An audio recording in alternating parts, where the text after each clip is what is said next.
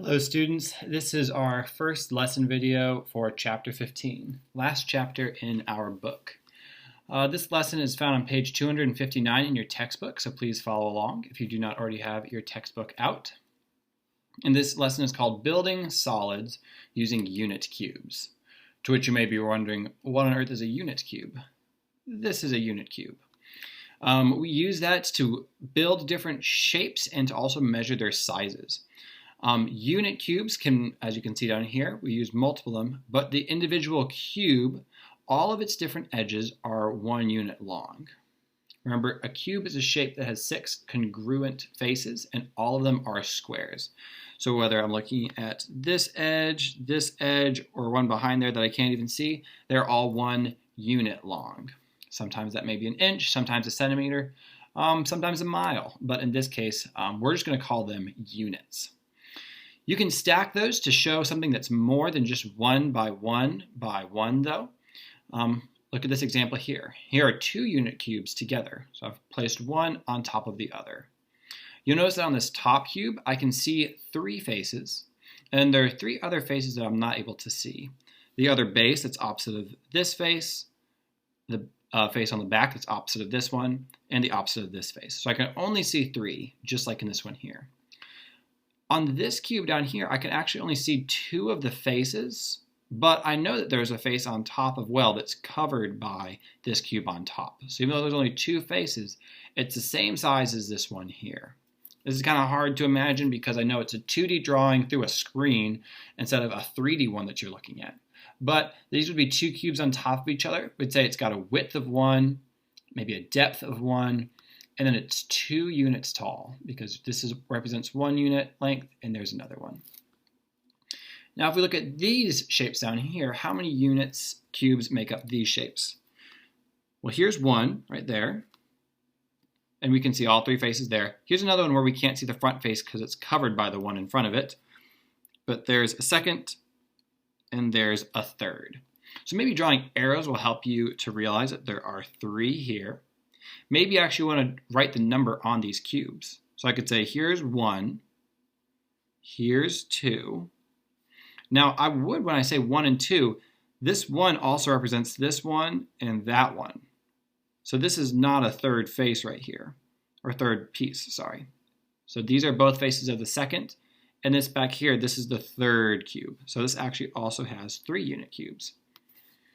Maybe you just want to put X's on the cubes faces as you mark them. So here's 1, here's 2, and this one is also 3 unit cubes. And this one here is just 3 stacked on top of each other. A little bit more obvious than some of these other ones. But it would take 3 blocks to make these.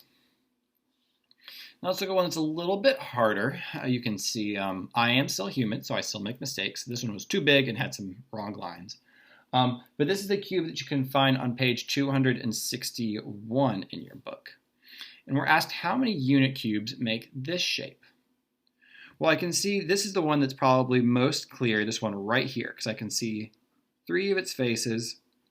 So there's 1. I can see there's 1 next to it. There's 1 behind it. There's 1, there's 1, there's 1. So on this top row, I can see 6. And then on this bottom, I can see at least 1, 2, 3, 4 more. So maybe you'd think that there would be 10. 6 on the top, 1, 2, 3, 4. But there's more than that. How would these 2 cubes in the back be this high if they weren't on top of another cube? They've got to be on top of something or else they would fall down to this kind of bottom level or bottom row.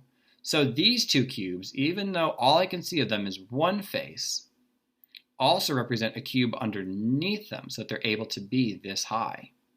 So there's a bottom level here that is 6 cubes, 2 this way and then 3 back. And then you can only see this one here, but there's got to be 2 behind it. So these 2 can be up here. So actually, this is 2 levels of 6 cubes, or 12 total. Okay? That's the essence of this lesson. We've got some more examples to look at now. Your homework will essentially be just looking at different shapes and identifying how many cubes are there. Let's look at these 4 examples that are also in your textbook, though. This shape, I can see 1, 2. I kind of like the Xing out method, so I'm going to do that. I've got 1, 2, 3, 4, 5, 6. And then again, even though there aren't X's on these cubes, they're taken care of here. So 6, 7, 8, 9. There are 9 for this shape. Looking at this one it kind of looks like it would go deeper into the paper, but it's not very wide. I've got 1, 2, 3, 4, 5, and then 2 on top. And then who knows, maybe someone's hiding a cube back there, but there's no evidence of it because nothing's stacked on top of it. So this one, there's just 7. This one, I've got 1, 2, 3, 4,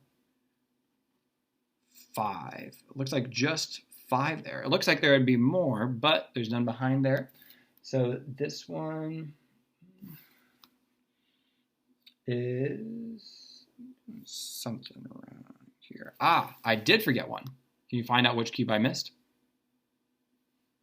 This one back here. That's why this Xing method isn't always great, because sometimes you miss one. But we've got 3 in this kind of L shape up here, and then 3 across back there. So there are 6 shapes here. It's always worth double checking your work because it's easy to just kind of miss one. That one was pretty hidden back there. And finally, let's look at this shape. We've got 1, 2, 3, 4 on top. And just like we looked at before, these 2 could only be up here if there was something underneath it. So actually, there's got to be 2 underneath there. So this whole cube thing here, I'll just point an arrow to the entire cube. There's 8 there. 1, 2, 3, 4, 5, 6, 7. And there's 7 to this section here. 8 plus 7 is 15, for 15 cubes total. All right, hopefully this actually feels a little bit fun, trying to find any hidden cubes in there and counting them all up. Your homework on this is pages 167 to 168. Please complete that on your own, watch or check your work online, and also I'll post a video going through some of the tougher questions. All right, thanks guys.